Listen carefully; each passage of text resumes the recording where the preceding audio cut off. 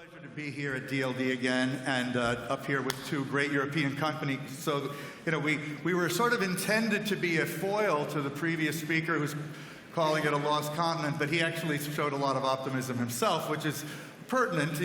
Courage and optimism is a wonderful theme for a conference, and we obviously need a lot more of it. And I think you're going to hear a lot of it from these two guys, because both of their companies have a lot to be optimistic about and have shown reasons for optimism. Steffi introduced both of them well. Otto Group is a global company based here in Germany that has survived the onslaught of Amazon in retail quite extraordinarily well. Otto has 120 subsidiaries. For the Americans in the room, you might know Crate and Barrel. That's probably their most prominent U.S. subsidiary. But there's tons. There's a lot of digital businesses.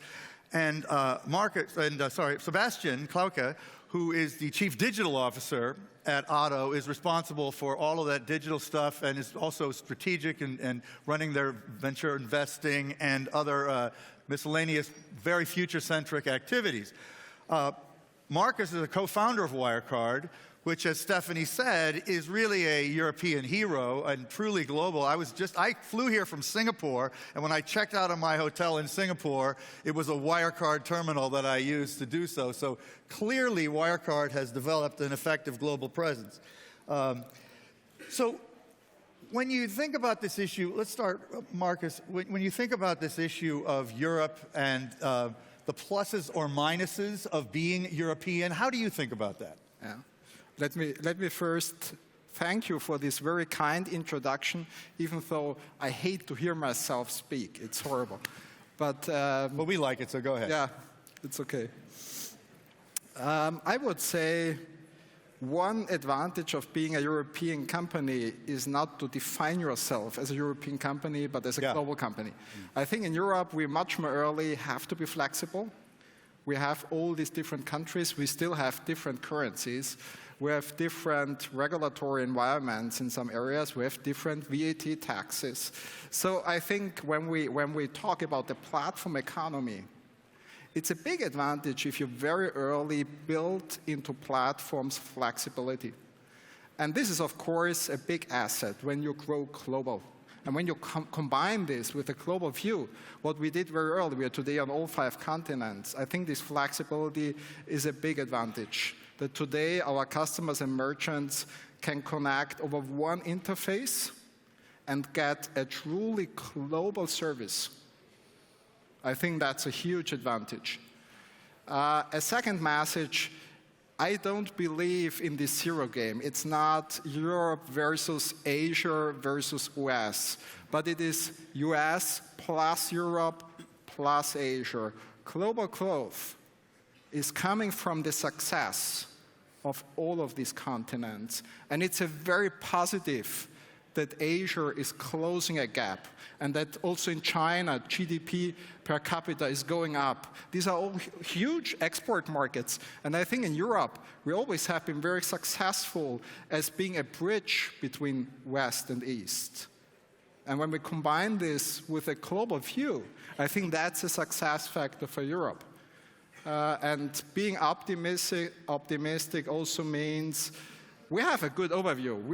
We're having partners from food retail, fashion retail, classical e-commerce, mobile services, railway companies, public transport. So we really see all industries, fashion, and automotive. And I would really say that also in Europe, we now see this core understanding. It's not building something in parallel to today's business models. This is a little bit where I would see it a little bit different than in the discussion before. Technology will be the core element of all business models. So the goal is not to build an e-commerce department beside of your today's core activities, but understanding that even when you're a fashion retailer, a food retailer, an automotive company, the core element of the future will be your transformation towards a platform. Do you think it will be the software in between? Do you think that in general, European companies have been a little slow to see the digital scale of the opportunity?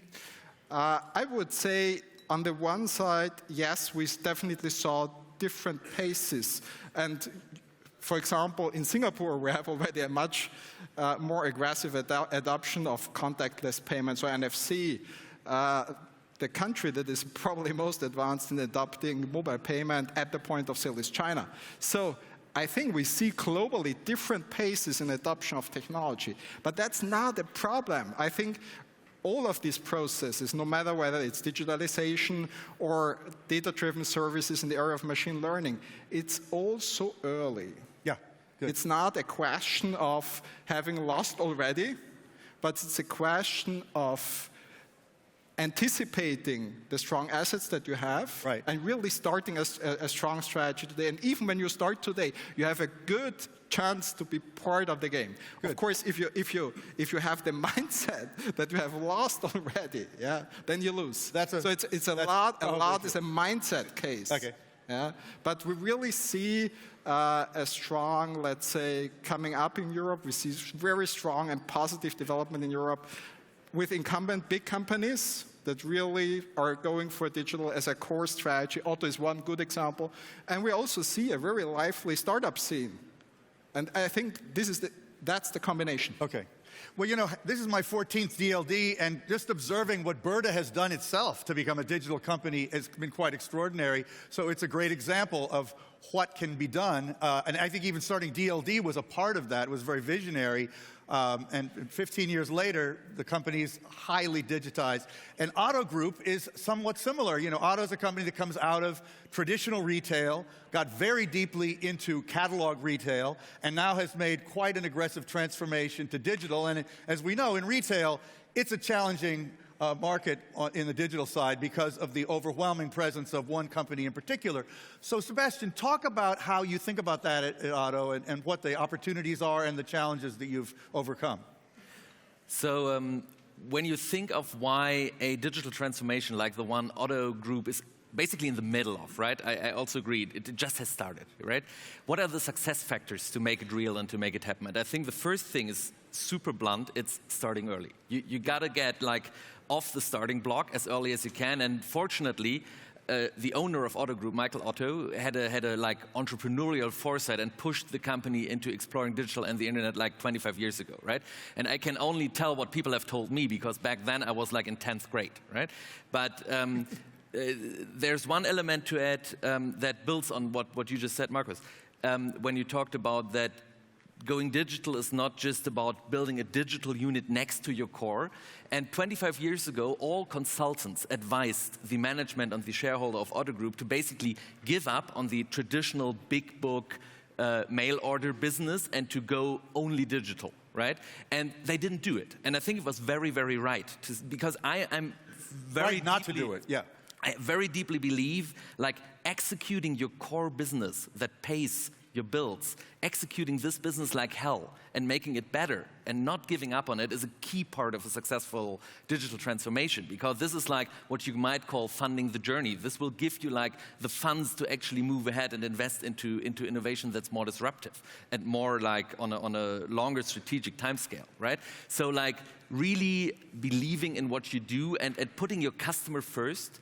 That's a key in there. Well, also that's pertinent given that one of the biggest trends we're seeing now is this integration of the online and the offline economy using a digital thread to connect the two. Yeah, absolutely. And then maybe the sad news is I don't think that's enough. You have to do the other side as well, and that's another ingredient why Otto Group survived. And I think there's still a lot of potential going forward in that, which is next to this executing like hell in your core business, you have to invest into more disruptive, more forward-looking stuff that maybe doesn't have a payback on a short time scale, but on a multi-year or even multi-decade time scale. And this is necessary because disruption is real. It usually takes a little longer than journalists would expect when an industry is like newly attacked. but you have to like really explore things that will only come reality on a larger timescale. And so we've done this pretty early on. We've basically like co-founded 2 venture capital firms, eVentures and Project A Ventures, and we've pretty early on started to build new technology-driven businesses ourselves. Like most prominent example probably from last year is About You, fashion retailing business growing like at 100% year over year since a couple years, and we just scored a $1 billion valuation because we took in an external investor. For just one of your businesses, yeah. One of our businesses. Yeah. We just, yeah, of course. The whole business is much larger. And we took in an external investor, which by itself, by the way, is another key piece of doing it. I don't think the old way of like owning everything that works yourself 100% is still working. I think you have to open yourself, even as a large corporate, and really think of which ownership structure is best for a given business. So that's also playing into the platform thought, not only platform businesses, but only understanding your business as an investment platform. Talk about some of the ways that you have capitalized on being both digital and not digital. And I know you have some pretty interesting things that are just starting now. So just give us a little bit of that. Yeah. As you mentioned before, I believe that in particular in retail, the combination of like traditional non-digital things and e-commerce, in the strict sense of the word, is a successful way forward. It can be a successful way forward. And for example, I just want to mention one example, not to stretch the time too much. We have one business that's called Bon Prix, that's in like price-aggressive fast fashion.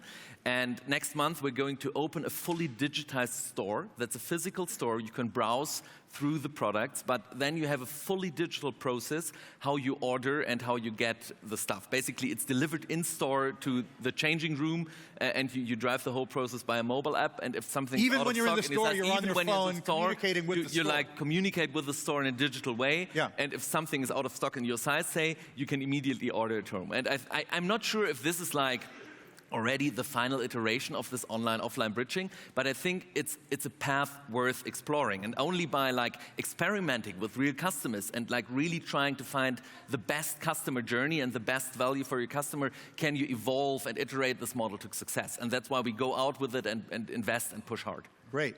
Markus, I know that you are a believer that Europe is making some significant strides forward in the whole startup economy. Talk about what you see in that regard. Yeah. I would say one sentence just to the connection of channels. I would fully agree. It's not today the high street against online or point of sale against online, but it's really, or point of sale is here to stay. It will be a convergence towards the e-point of sale, as we call it. Yes. And you described it very well in this way.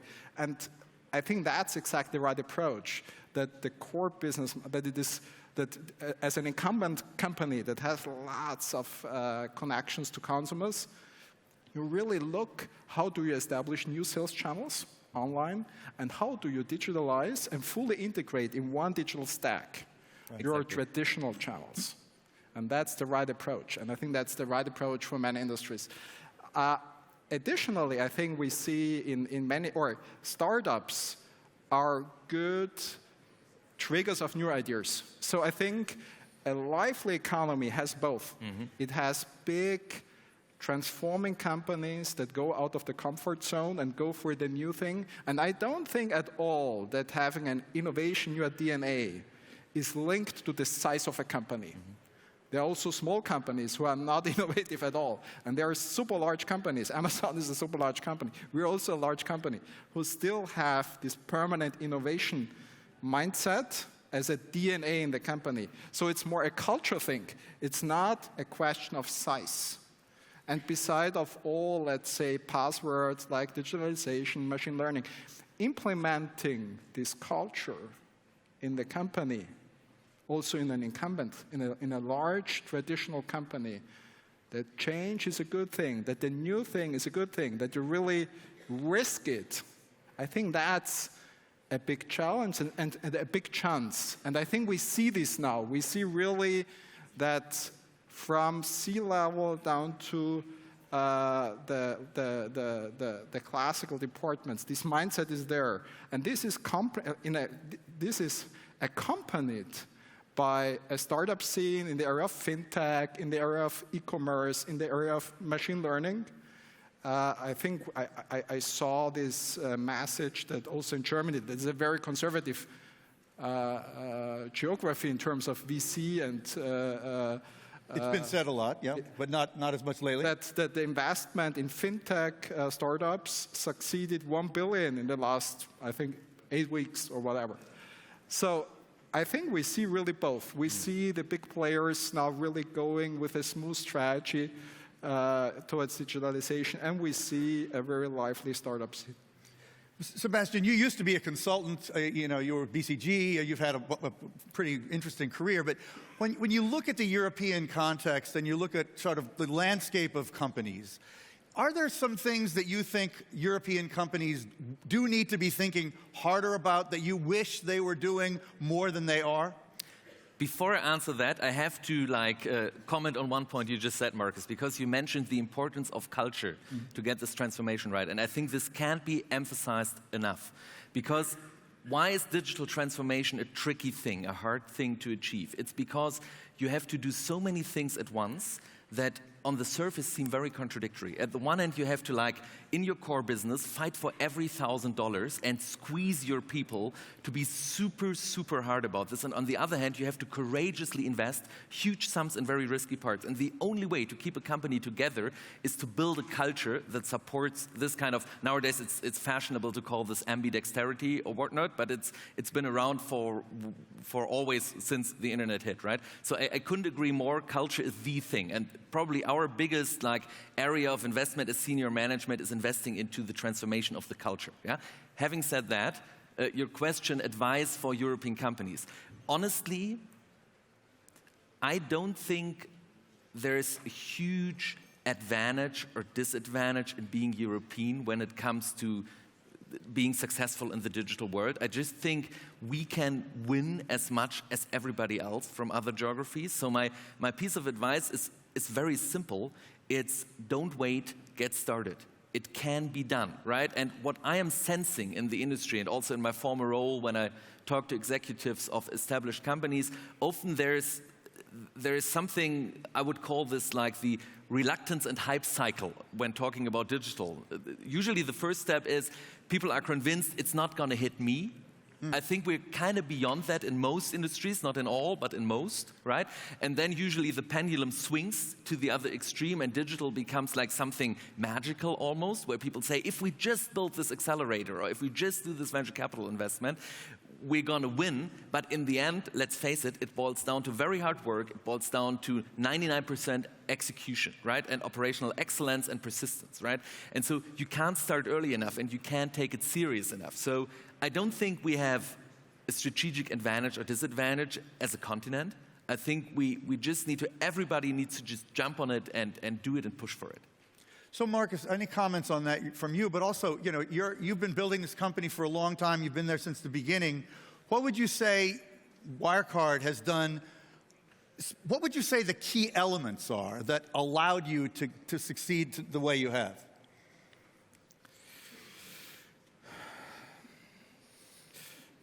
I think from a culture, it's really seeing everything as an opportunity to some extent. Optimism, hey. Even right. regulation. So I think that's where I like the label of the whole DLD this year very much. I think to some extent, technology innovation is also about, sometimes a naive optimism. Even, yeah? Nice. That you can build up something new. I really think that one of our most beautiful elements as mankind is that we can think abstract and that we can think about a better way to do things. And this is a core driver of us all, to some extent. And this is implemented in the heart of technology. And this spirit is really something, that even today makes me very interested every day, because I learn every day a new thing. Yeah. And I think, to some extent, if you have this as a culture, you can also grow a big company and never lose it to some extent. Yes, you have all these elements, these buzzwords that are today that we all know, we very early went for a platform. We had a very customer-centric approach where we really looked what services can we add around payment. So we are today much more than payment. We have built up a full ecosystem where really the merchant and the customer gets really an end-to-end service, including virtual bank account structures, currency conversion, risk management. We're starting with digital credit, mobile insurance, loyalty component. We're really putting the customer in the center. Yeah. But this is something that a lot of companies try to do. So I think it's this combination, this permanent innovation process, very early thinking as a platform and having a global footprint, and very much thinking of how can you raise convergence for your merchants? How can you help them to make more turnover? And how can you bring more convenience to the consumer? Let me say one thing, what I would advise, and I hate it to advise, because I think we are also, and all companies are so individual, it's always easy to advise somebody on something. Yeah? You always have to make it, yourself happen, so to say. But beside of this mindset thing is really, the 90s were very much about standard software. Everybody was buying software and was plugging it together. The main revolution is really, to some extent, on very high level, building up your proprietary technology DNA on open platform technology. And to make this happen, you must also partner. You must decide where is really your technical heart. And do not fear other strong technology companies. We are today working together with with many strong tech players from the US, from Asia, etc. This open platform idea where you combine your own strong technical core heart with a lot of other services of other strong companies, and you just put the customer in front to make processes much more quickly happening by this combination. I think that this would be an advice, and of course to decide where is in the future your core platform. That's, I think, I love the idea of openness and partnering. Those are such key concepts. Unfortunately, we have to end, but when this idea of optimism that has been mentioned here and is such a part of our theme, as an American, I have to say, when many of us in the US look at Europe, the creation of the EU was in itself one of the most optimistic things that we've seen on the planet in our lifetime and before. And the fact that it's a little bit being questioned right now is distressing, but there's no question that its continued strength is an intrinsically optimistic context. So I think it's wonderful to be talking about the opportunity for European companies and European people. So I really am honored to have been part of this conversation, and thank you both for participating in it and to all of you for being here. Thank you.